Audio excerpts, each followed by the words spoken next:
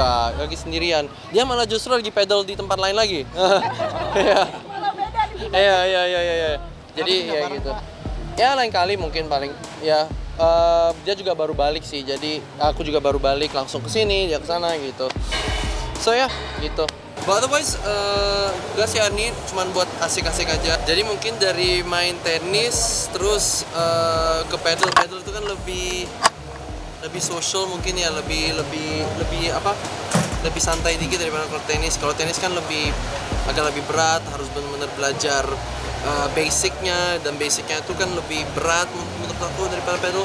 Pedal itu kedepannya yang bakal lebih berat, tapi awal untuk mulai itu agak lebih simple daripada tenis. Jadi memang dari tenis terus ke pedal sih. Kayaknya semua orang bisa, ya justru karena itu popularitasnya lagi naik ya, karena semua bisa main kapan aja sekarang kan, dan itu memang udah jadi olahraga yang lumayan orang cari soalnya semuanya bisa aktivitas dan gerak tubuh gitu yang mungkin kekurangan ya sebelum popularitas pedal kan mungkin agak bingung mau kemana. Tenis kan agak kayaknya harus tahu basic, harus belajar, atau bola harus tim, apalagi ya di sana ya basket ya again tim gitu kan.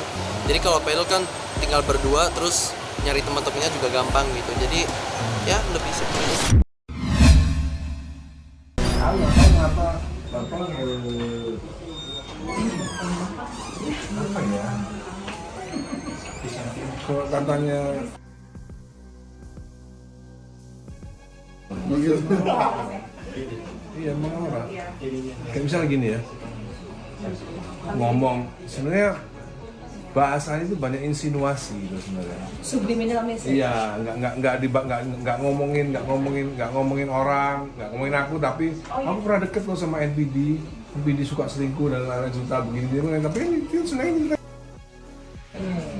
dengan stigma dia sendiri gitu. Bunda pernah nggak sih ketemu sama orang NPD? NPD ya, narcissistic disorder ya, personality. Gue pernah deket sama orang bipolar. Gue pernah bareng sama orang NPD. Wah, NPD itu parah. Dia ciri khasnya adalah arogan. Dia kalau dia yang salah, bisa kita yang disalahin. Dia nampaknya baik ke banyak orang, tapi ke korbannya, wah dia semena-mena, nggak ada. Kalau kita bilang adalah ratu atau raja tega, karena dia nggak punya empati. Jadi memang kadang-kadang ya yang kita harus ketahui juga, masyarakat harus ketahui bahwa apa yang terlihat di publik ya, citra yang terlihat di publik itu belum tentu yang sebenarnya, ya kan? Orang yang terlihat buruk di publik ternyata bisa jadi orangnya tidak seperti itu. Begitu juga sebaliknya, orang mencitrakan dirinya sebagai seorang yang baik, keluarganya baik-baik saja, ya kan? Bisa juga sebaliknya, kan banyak kejadian gitu kan? Ya, banyak mencitrakan dirinya, keluarganya baik-baik saja, ini segala macam, ternyata wah dalamnya itu cuma pencitraan saja. Ya apalagi artis lah kan banyak sekali kejadian kayak gitu kan, dan statement orang-orang, testimoni orang-orang tentang masalah itu. Jadi seperti itulah. Kalau gua sih bulletproof. Mas ini pakai ini. Aku bulletproof lagu. Justru aku senang membuat deterjen 78 marah-marah tuh aku seneng. Semakin mereka marah aku semakin seneng. Masih menyala hebat rupanya, gejolak api amarah di dalam relung hati Ahmad Dhani. Dan kini, pria asal Surabaya itu pun semakin berani untuk membongkar fakta-fakta yang masih bersembunyi di belakang layar. Dan aksi itu sudah mulai dilakukan olehnya dengan membagikan konten video berdurasi 25 menit yang bertajuk kompilasi Sipnah dan Gibah Maya Estianti. Lantas, seperti apakah kelanjutan dari kisah pilu tak berkeseduhan itu? Mas, jadi update-nya yang sekarang gimana, Mas? Ya ini. Update-nya? Ya nggak berani udah. Mau aku tunjukin. Loh, enggak. Ini kan pertarungannya kan kalau sekarang kan lebih kepada karena ini ada bullying terhadap anak-anaknya kan? Oh iya, itu kan urusan pidana, lain lagi.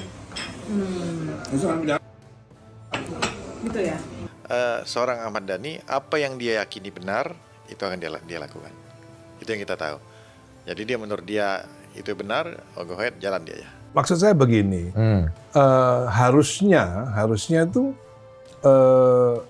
ibunya Alel dulu nggak usah bahas-bahas yang lalu-lalu, karena kan saya juga nggak pernah bahas juga gitu loh kan, selama ini kan nggak pernah bahas gitu. Jadi harusnya nggak usah dibahas, buat apa dibahas, orang udah punya suami, udah punya istri masing-masing, harusnya yang lalu-lalu nggak usah dibahas ya. Karena kalau enggak, nanti saya akan keluarkan bukti yang lebih parah lagi. Gitu. Bukti di mana Maya tanda tangan pernah berhubungan dengan seorang laki-laki. Tapi Al Eldul udah tahu ini. Udah tahu bukti-bukti ini. Gitu. Udah. Al Eldul bahkan mendengar sendiri. Cuma kan biar gimana kan namanya kedua orang tua ya Iya. tetap kan anak kan nggak mungkin Iya bisa dong. membela kiri dan kanan. Nggak bisa. Ya, saya juga nggak minta pembelaan. Tapi mereka paling nggak harus tahu gitu maksudnya. Bukan saya yang tahu, mereka tahu sendiri. Tahu sendiri. Iya, mereka tahu sendiri. Ada yang ngasih tahu. Ada yang ngasih tahu.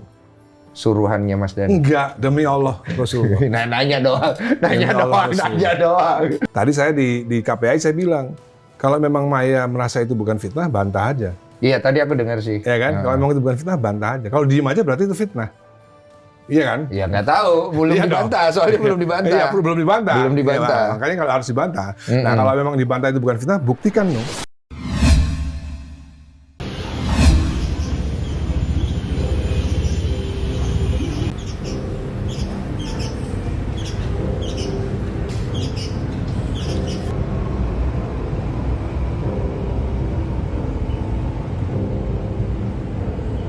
Soalnya belok ke sana.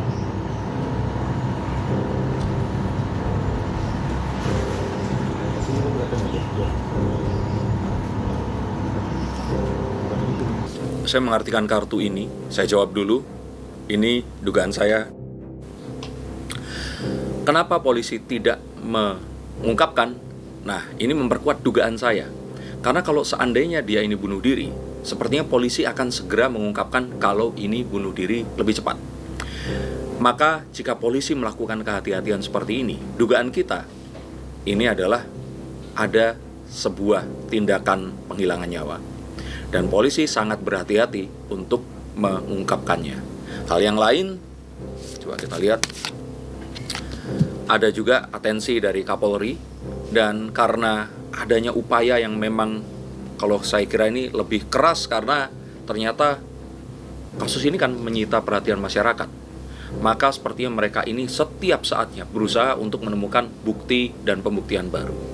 Dan sepertinya ini semua tertunda karena ditemukannya sebuah bukti baru. Sehingga kalau dari saya untuk membuka konten ini, saya katakan dugaannya ini saya kira kalau kecurigaan karena kan ya memang selain korban, ini yang terlibat di sini kan cuma penjaga kosan. Maka ya sewajarnya kalau ternyata masyarakat menganggap bahwa penjaga kosan ini dicurigai ikut terlibat di situ.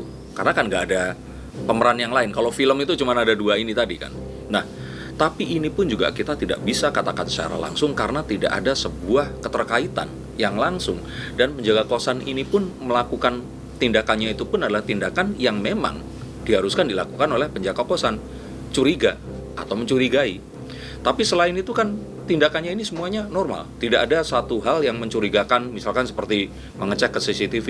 Masyarakat sebaiknya tidak menarik kesimpulan terlebih dahulu dan benar-benar menunggu hasil penyelidikan dari kepolisian.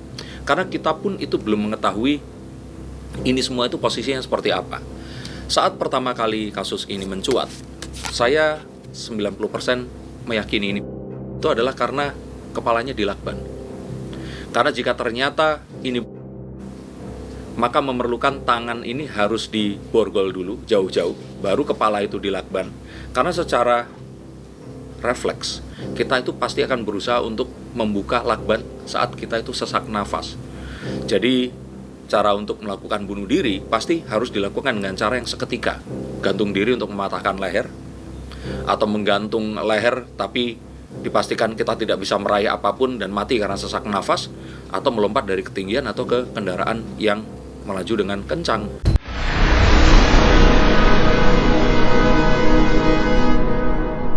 Jadi jangan lupa untuk subscribe Cumi Cumi. Ditekan ya tombol lonceng merahnya.